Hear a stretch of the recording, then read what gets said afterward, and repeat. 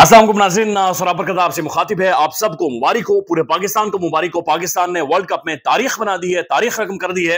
इससे पहले पाकिस्तान ने किसी भी वर्ल्ड कप में इतना मैसिव चेज नहीं किया। 345 रन 10 बॉल्स पहले पाकिस्तान चेज करके, गुड नाइट करके, अल्लाह हाफिज करके ग्राउंड से चला गया है। लेकिन जो पाकिस्तान का गुड नाइट करना है, अल्लाह हाफिज करना है, ये बहुत सुन के लिए गुड मॉर्निंग है, एक पैगाम है, एक दस्तक है, एक शेर की धाड़ है, एक पैगाम है। और पैगाम बड़ा वाज़ेह है कि पाकिस्तान इज बैक, पाकिस्तान वापस आ चुका है। और ये जो पाकिस्तान का वापस आना है, ये पैगाम है शहर के सबसे बड़े चौधरी के लिए, सबसे बड़े पहलवान के लिए, जो खुद साख्ता चौधरी भी है, खुद साख्ता पहलवान भी बना हुआ है, यानी इंडिया के पाकिस्तान इज बैक। और बहुत सारे जो मामला थे, बहुत सारे स्कोर हैं, वो सेट करने हैं, क्रिकेट के ग्राउंड में सेट करने हैं, क्रिकेट से सेट करने हैं। और वो अब 14 तारीख को तकरीबन 1,30,35,000 क्राउड के सामने अहमदाबाद में मोदी के स्टेडियम में, वहां पर जनाब वो सेट हो जाने हैं। अब दो तीन चीजें जो बड़ी इंपॉर्टेंट है, जो आज की जो गेम हुई है उसके बाद जो दो तीन चीजें सामने आई हैं। एक तो बात बड़ी वाज़ेह है कि दुनिया भर की टीम्स बनाकर इवेंट के अंदर आती है, टूर्नामेंट के अंदर टीमें बनकर आती हैं। पाकिस्तान वाली टीम है जो इवेंट के अंदर, टूर्नामेंट के अंदर आकर दोबारा से बनती है, दोबारा से खड़ी होती है। ये आज जाकर हमें पता चला कि हमारा साउथ शकील ऐसा प्लेयर था।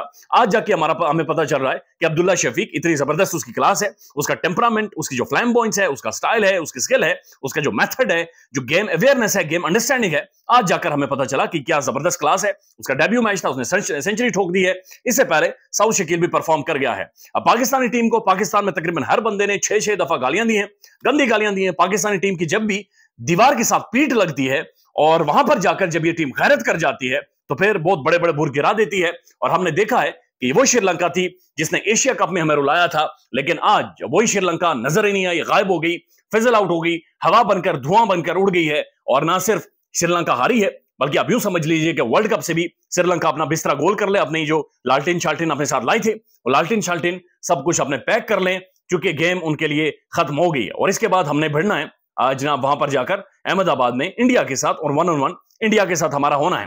मोहम्मद रिजवान दो तीन बातें उन्होंने बड़ी खुलकर की हैं। उन्होंने कहा जी क्रैम्प श्रैम्प इतना बड़ा नहीं था जितनी ज्यादा एक्टिंग थी। यानी वो कह रहे हैं कि मैं एक्टिंग कर रहा था एक ऐसे मुल्क में जो डेमोक्रेसी के ऊपर, जमहूरियत के ऊपर, क्रिकेट के ऊपर, हर चीज के ऊपर एक्टिंग करके अपने सियासी मुफादात को परवान चढ़ाता है। वहीं पर रिजवान ने आज एक्टिंग करके उन्हें दिखाया कि एक्टिंग क्या होती है, गेम क्या होती है, मेथड क्या होता है, स्किल क्या होती है, और किस तरह से गेम लेकर जाते हैं। ये वही रिजवान है जिसके बारे में कहा जा रहा था कि उसने स्टेडियम के अंदर नमाज क्यों पढ़ी।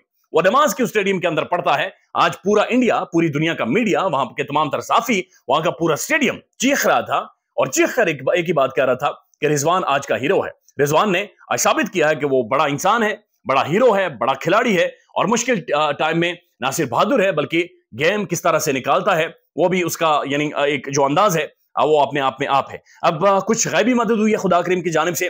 जाहिर है हमारा इस चीज पर यकीन है कि अल्लाह ताला का करम हुआ है और उसके बगैर कोई भी फतह नसीब नहीं हो सकती, कोई भी जीत नसीब नहीं हो सकती। दो तीन चीजें हुई हैं ग्राउंड में जो कि गैर मामूली हैं। एक तो 3 जो चौके गए हैं, यानी 3 दफा बॉलर्स ने वाइड की है और वो चौके कंसिडर हुए, यानी 3 पंजे पाकिस्तान को मिले हैं।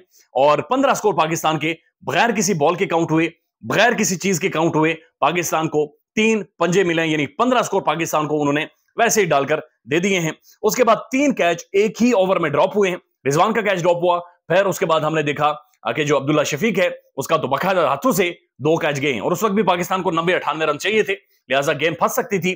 लेकिन 3 बिल्कुल हाथों से, एक तो बिल्कुल हाथों में जाकर लगा और वो 3 कैच ड्रॉप हुए हैं। उसके बाद रिजवान की जो इंजरी थी उस पर भी खुदा करीम ने रहम किया और रिजवान की इंजरी नहीं हुई, बल्कि उसने बताया कि वो एक्टिंग कर रहा था, क्रैम्प था, मामूली था, लेकिन लार्जली एक्टिंग थी। तो खुदा करीम की मदद भी मौजूद है।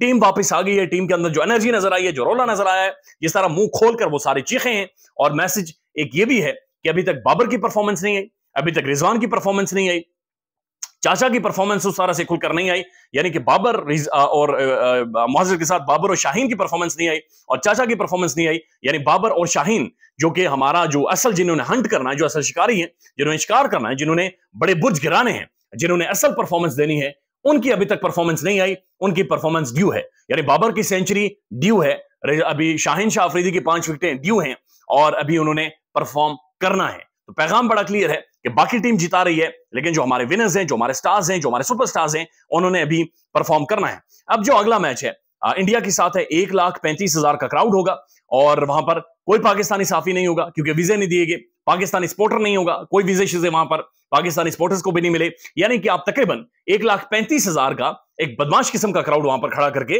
वहां पर 11 पाकिस्तानियों को आप अंदर डाल रहे हैं, अंदर छोड़ रहे हैं। मैं ये किस लिए बदमाश कह रहा हूं, ये मैं अभी थोड़ी देर बाद आपको बहुत सारी चीजें एक्सप्लेन करता हूं कि जो ज़ैनब अब्बास के साथ किया गया है वो क्या किया गया है, और उसकी वजह से जो गुस्सा है वो भी मौजूद है और सीना छल नहीं हुआ है। बड़ी एक इमोरल सी चीज की गई है, वो आपको बताते हैं कि वो क्या हुई है। अब बहुत सारे लोग बातचीत करते हैं, मैं देख रहा था विक्रांत गुप्ता वगैरह सारे डिबेट कर रहे हैं कि हमने तो एशिया कप में जब पाकिस्तान को ये कर दिया था, हमने फेंटी लगा दी थी।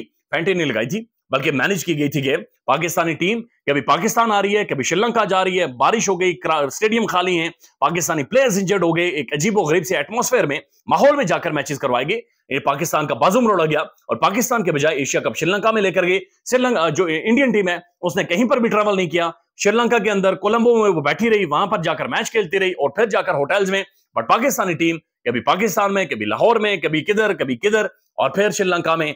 और ये जो इनकी फ्लाइंग हुई, इसकी वजह से हमारे प्लेयर भी इंजर्ड हुए, हमारे प्लेयर थके भी, हमारे प्लेयर्स एग्जॉस्ट भी हुए और फिर बाजू मरोड़ कर कंफ्यूज करके पाकिस्तान से गेम्स और एशिया कप लेकर गए हैं। यही श्रीलंका भी, उसने भी हमें गिराया था, लेकिन आज मैसेज बड़ा वाजे है, अब चीजें बड़ी खुलकर सामने आ गई हैं। अब जो किया गया है इन्होंने जनाब, ये ज़ैनब अब्बास के साथ किया गया है, पाकिस्तान की only presenter, television presenter, international commentator जो कि भारत के अंदर मौजूद थी, उसने कमेंट्री करनी थी, वहां पर मौजूद होना था। लेकिन ज़ैनब अब्बास को कहा गया कि आपने 2 ट्वीट्स किए हुए हैं। एक ट्वीट आज से 4-5 साल पहले ईद वाले दिन ज़ैनब अब्बास ने किया और कहा कि कश्मीरियों के साथ आप जो करते हैं जनाब, उसके हवाले से उन्हें याद दहानी करवाई है। लेकिन दूसरा ट्वीट है जो कि गाय माता के हवाले से है, वो ज़ैनब अब्बास के ट्विटर से नहीं हुआ, जाली अकाउंट से हुआ। लेकिन उन दोनों ट्वीटों को सामने रखते हुए ज़ैनब अब्बास के ऊपर केस बना दिया गया। यानी एक पाकिस्तानी खातून जो वहां पर मौजूद है उसे टारगेट किया गया, इजी टारगेट थी। और बिलाखिर ये भी इतलात आ रही है, कुछ अनऑफिशियल सोर्सेज और ऑफिशियल सोर्सेज ये कंफर्म कर रहे हैं, सोर्सेज कंफर्म कर रहे हैं कि ज़ैनब अब्बास को ईमेल्स की गई, ईमेल्स करके उन्हें धमकाया गया, उन्हें बताया गया और एक ईमेल में उनका रूट भी उन्हें दिखाया गया कि जनाब आपका ये रूट है जिसके जरिए आप होटल से ग्राउंड जाती हैं, इस जगह पर जाती हैं, ये आपकी जिम है, ये आपका कमरा है, लिहाजा हम आपके कमरे में भी घुसेंगे, आपकी जिम में भी घुसेंगे और खुदा ना खास्ता हम आपका असॉल्ट करेंगे, फिजिकल असॉल्ट करेंगे। धमकी बड़ी शदीद थी। उसके बाद इन्होंने आईसीसी से कांटेक्ट किया। आईसीसी जो कि बीसीसीआई का सलूट मारने वाला है, बीसीसीआई को सलूट मारता है, सलूट साहब करता है। तो बीसीसीआई और आईसीसी ने कहा कि मुझे आप टाइम दें, हम कुछ टाइम लेते हैं और उसके बाद सोचेंगे। लेकिन हालात शदीद थे, ईमेल्स धड़ाधड़ और लगातार आ रही थी और उसके बाद फाइनली ज़ैनब अब्बास को इंडिया छोड़ना पड़ा। दुबई गई हैं, अब पाकिस्तान आ जाएंगी। लेकिन अंदाजा लगाइए, एक नहुसत का, बारबरियत का अंदाजा लगाइए कि डेमोक्रेसी के ऊपर ढकोसले ड्रामे का, रिजवान से बड़ी एक्टिंग का। और उसके बाद ज़ैनब अब्बास को भी वहां से निकाल दिया गया। अब जो बीसीसीआई है या इंडिया है, अब भारत है, जो ये बुनियादी तौर पर सिग्नेटरी है आईसीसी के साथ, और सिग्नेटरी है और ये पाबंद करता है आईसीसी से कि इसने पाकिस्तानी फैंस को भी वीजे देने, पाकिस्तानी साफियों को भी वीजे देने।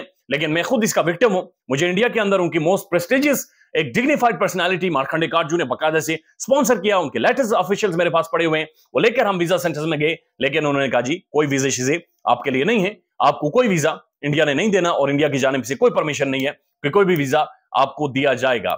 आईसीसी के साथ और फिर इंटरनेशनली इंडिया की एक बाइंडिंग है, एग्रीमेंट है कि उसने पाकिस्तानियों को वीजे देने, ना तो साफियों को वीजे दिए गए, ना तो फिर शायकीन को वीजे दिए गए। और उसके बाद this is how they played कि ज़ैनब अब्बास को भी वहां से निकाल दिया गया। और अब 1,35,000 एक हॉस्टाइल क्राउड जो चीख रहा होगा, जो मोटिवेटेड है किसी और चीज से, वो उनके सामने 11 पाकिस्तानी खेलेंगे। नो डाउट इंडिया बड़े पढ़े लिखे लोग भी हैं, बड़े समझदार लोग हैं, बड़े काबिल एहतराम लोग हैं। बहुत सारे लोगों ने आज भी पाकिस्तान को चीयर किया।